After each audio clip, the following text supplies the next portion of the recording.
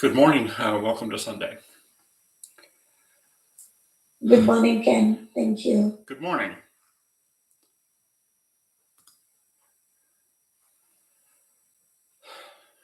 Greetings to anyone I can see on Zoom, and greetings to the people I cannot see on Facebook and YouTube.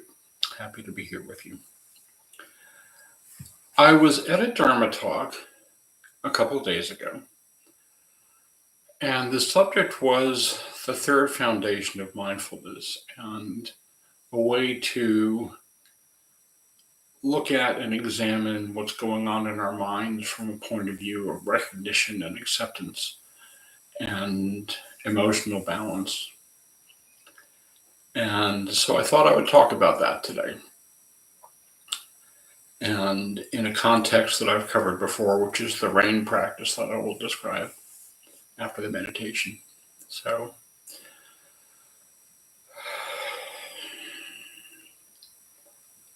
first, let's start with a meditation. So I invite you to find a meditation posture, one in which you can be alert and awake at the same time.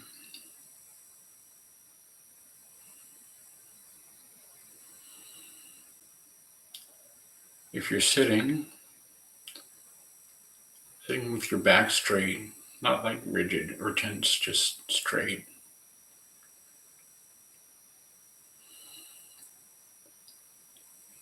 You tuck in your chin a little bit, and it's like you have a thread right at the crown of your head, and you were to tug that up a little bit and tuck in your chin. That straightens the top vertebrae in your neck without straining or stressing the muscles in the shoulders and the neck.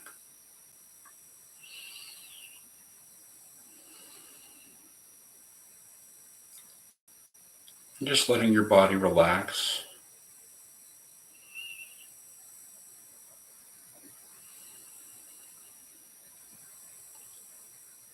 Just taking a few slow, deep breaths, about 3/4.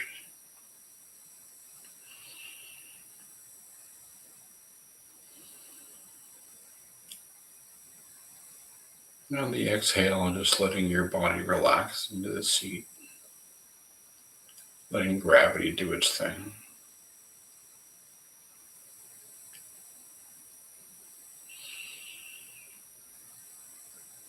Receiving the in-breath, and on the out-breath, relaxing the muscles in your face, the muscles around your eyes, letting your eyes just rest in their sockets.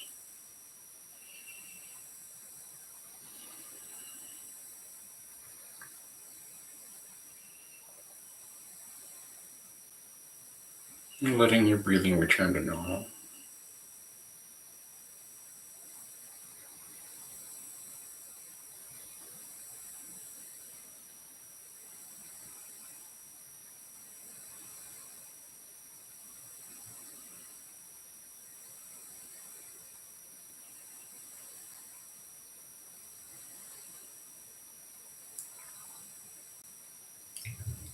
And as you breathe out,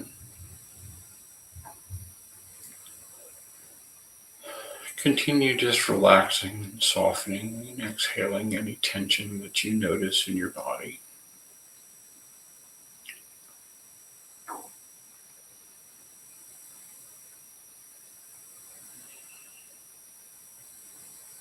Letting your shoulders relax, relaxing your belly.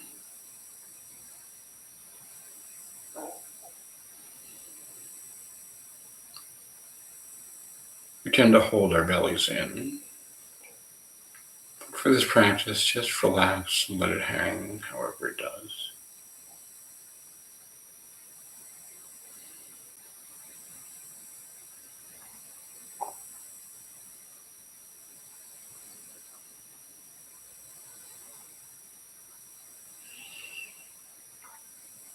Noticing the sensations of the body breathing.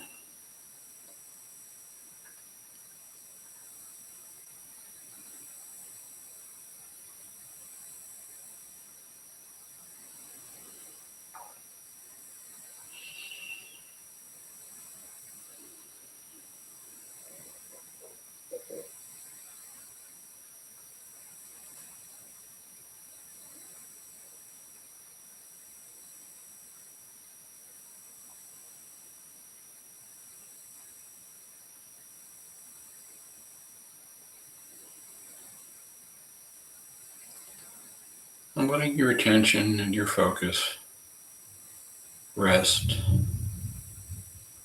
on the breath, on the sensations of the body breathing in and out.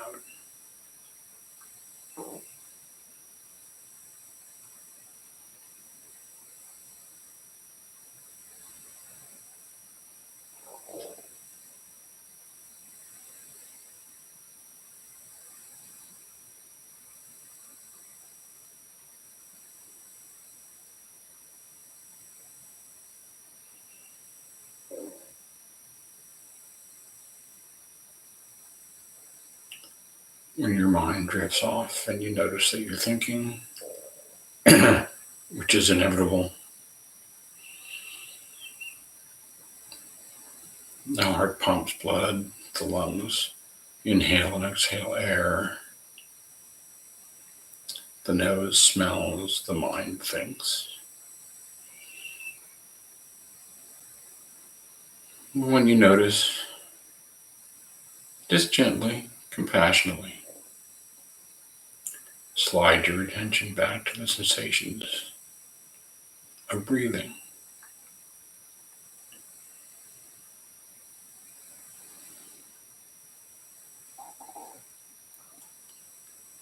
You may do this once, you may do this 100 times, you may do this 1,000 times.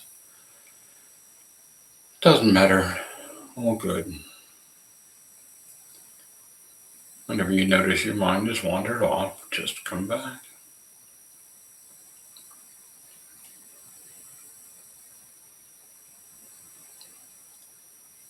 Just noticing the phenomenon of thought that comes and goes, without getting involved in the narrative or the story or the process that the thoughts are focused on, just the phenomenon of thinking.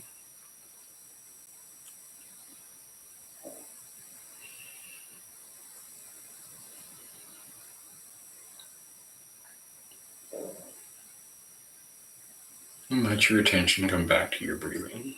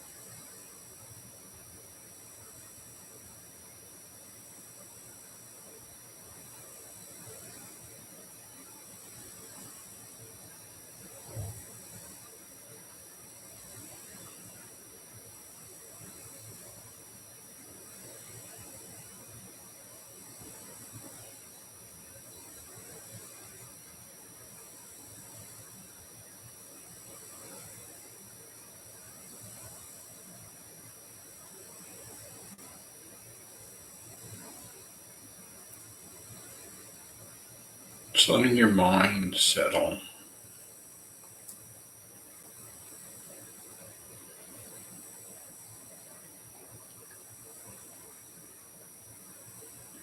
like sediment settling at the bottom of a pool, and the pool becomes clearer.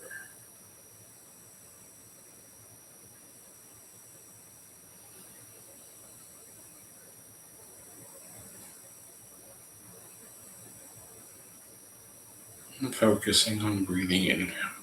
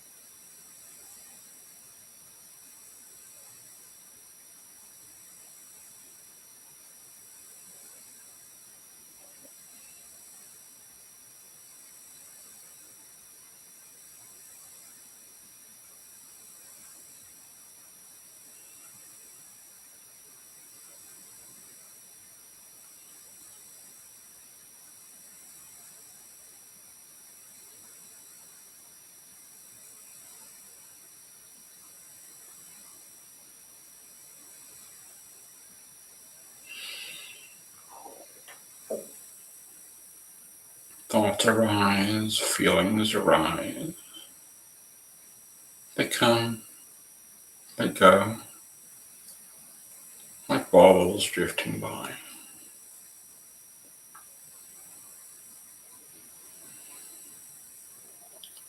And when you notice, just slide your attention back gently to the breath.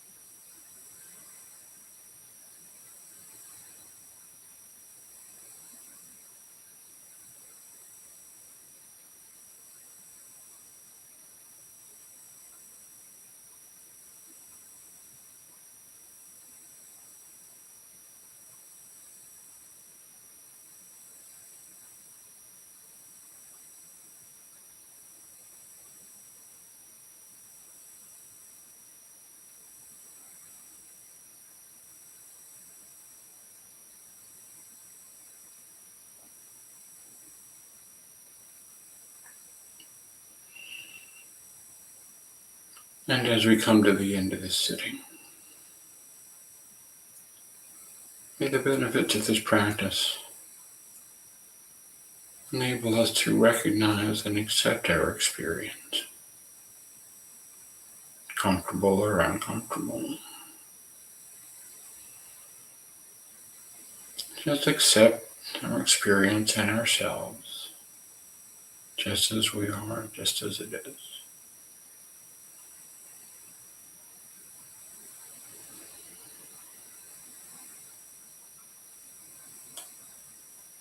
And from that place of acceptance, open our heart and our minds to walk through the world with kindness and compassion.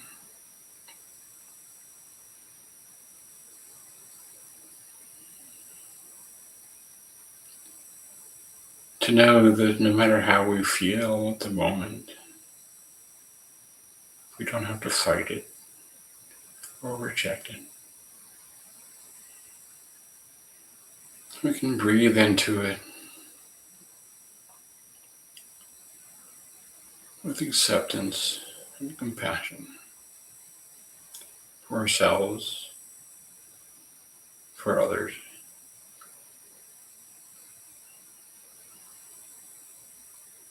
May the benefits of this practice be a benefit to all beings everywhere. May all beings be happy. May all beings be well. May all beings be safe. May all beings be at ease and at peace.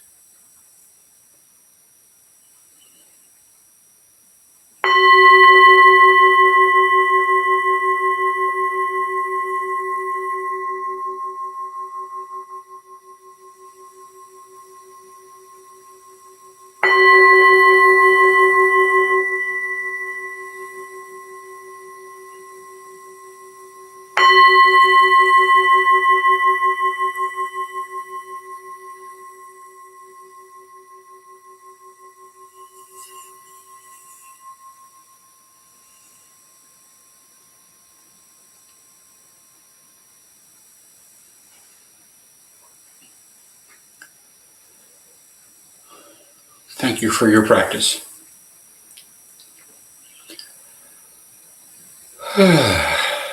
As usual, I've put the usual announcements up in the Zoom chat and posted them on Facebook and YouTube. Information on how to find these sessions every week. My website, my contact information for anybody who wants to get in touch with me.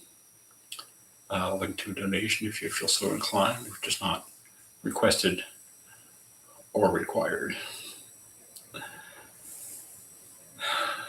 So, a couple of days ago, I caught a Dharma talk on the third foundation of mindfulness, mindfulness of the mind. The first foundation, first Buddha taught that there are these four areas we can focus on for mindfulness that will bring us to the present and aid in our awakening and our relief from suffering.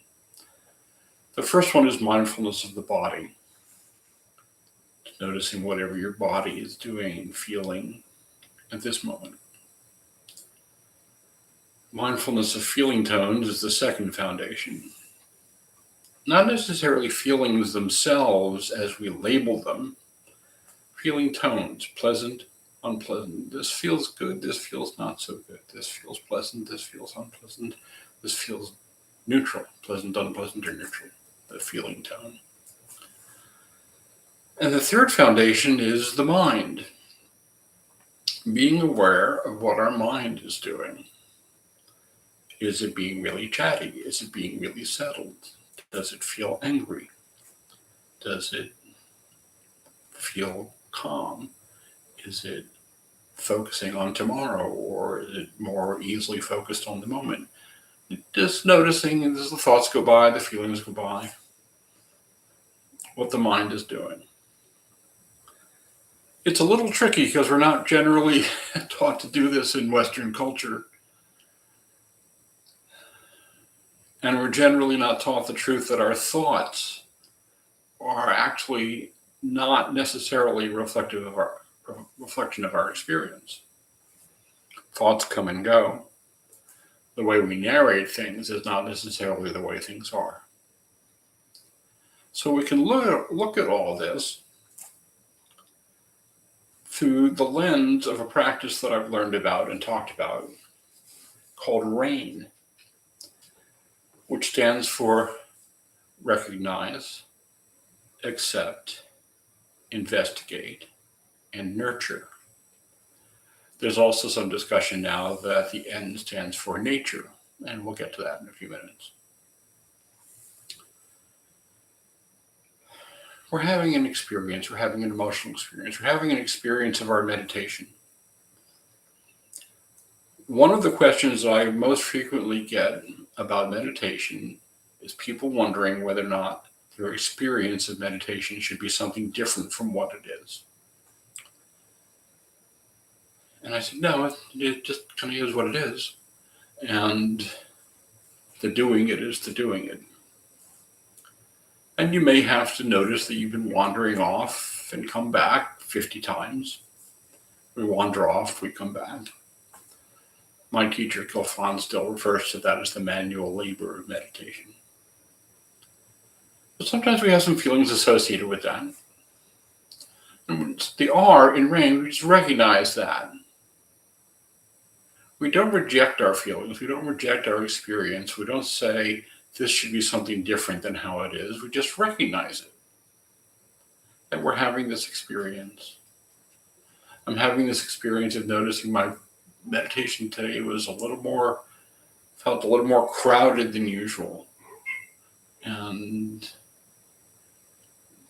noticing that there was some frustration attached to that, and noticing that I often go there and realize that that's okay, it's just a place I go. Just recognizing that whole experience.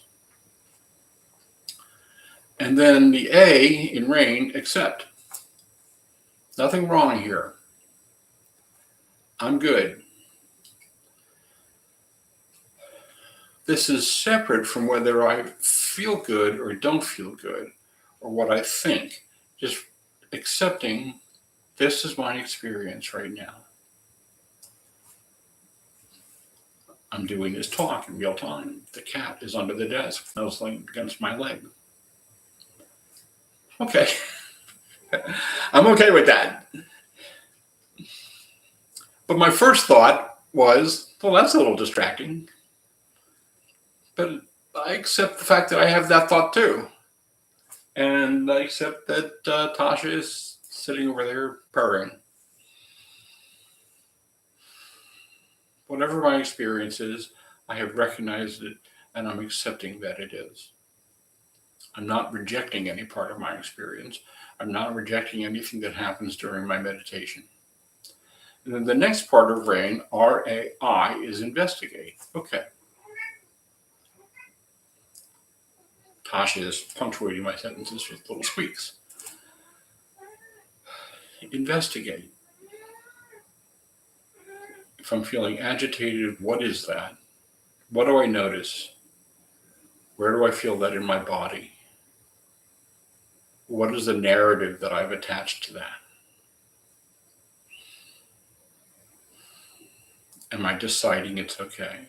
Am I making a decision about it at all? If I'm deciding it's not okay, is that because I'm not okay with what's happening in the moment, or I'm bringing some projection from the past or some fear from the future? Just investigate the nature of what's happening. What does this feel like? What does this feel like in my body? If I'm sad, which I'm not at the moment, but if I'm sad, I generally feel that like right here, just above my heart and in my throat. Just investigate that. What is that feeling?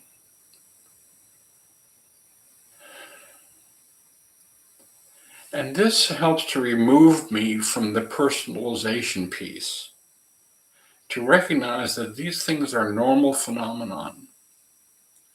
So I started by recognizing my experience and accepting it, and then just looking at it, not in a real complex way. We're not doing internal psychotherapy. Just investigating, what is my experience now? What am I telling myself about my experience now? What does that feel like physically, emotionally? And then the end part of RAIN, it's been interpreted a few ways, but first we're going to talk about nurture in terms of our meditation experience or our overall experience. We recognize our experience as it is. We accept that we're having this experience, whatever it is. We investigate what's happening with us, not what's happening with those people out there, what's happening with us. And then we nurture. We bring self-compassion. We bring kindness to our experience. If we're in pain, if we're suffering, if we're grieving, if we're angry, we nurture ourselves the way we would nurture a small child, with gentleness and love and compassion. It's really easy to want to reject uncomfortable feelings. We live in a culture here in the West that does not honor grief, which I could talk about that for hours. But once we recognize and accept that we're having this experience and we investigate what that's actually like for us, we have an opportunity now to be compassionate and nurturing with ourselves, which may be the most important piece of all of it. And people who've been coming to these talks with me for the last 3 years I've been doing it have probably noticed that I'm always pointing towards self-compassion. So we recognize, we accept, we investigate, and we nurture ourselves with our experience.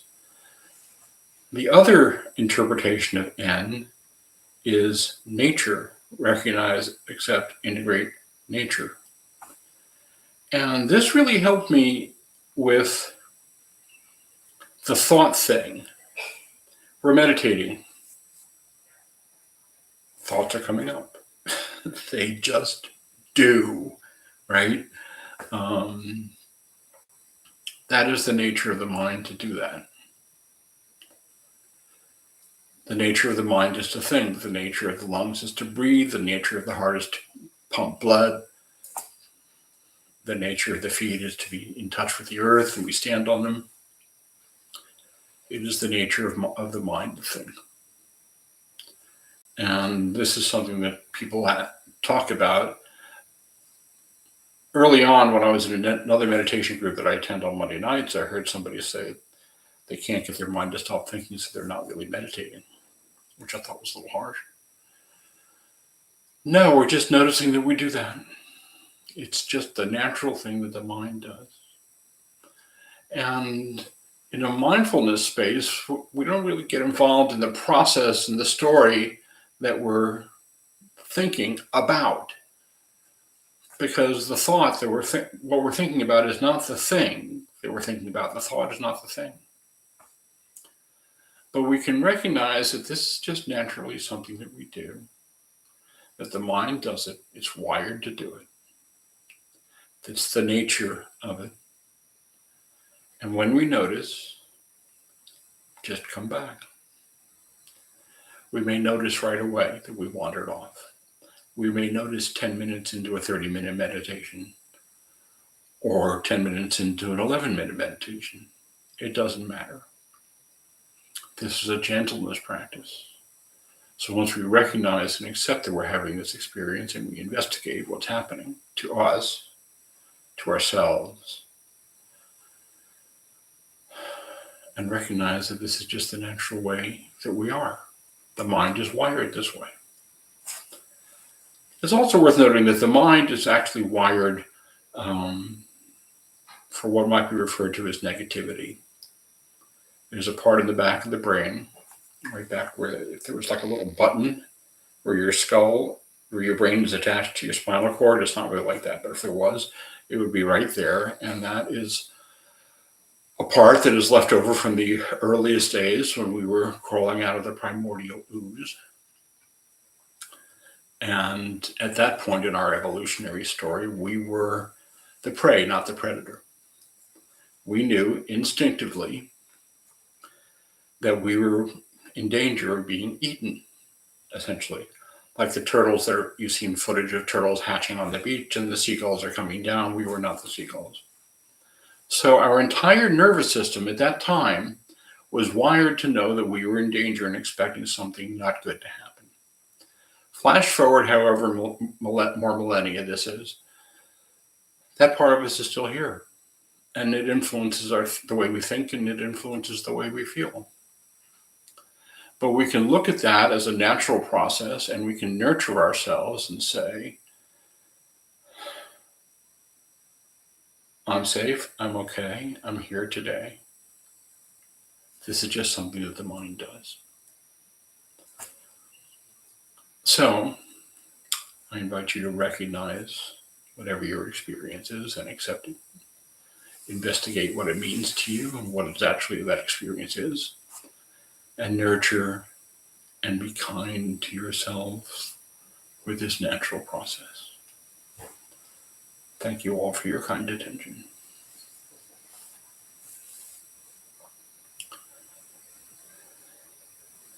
Any comments, questions, thoughts, criticisms? Can you go back to being a cab driver?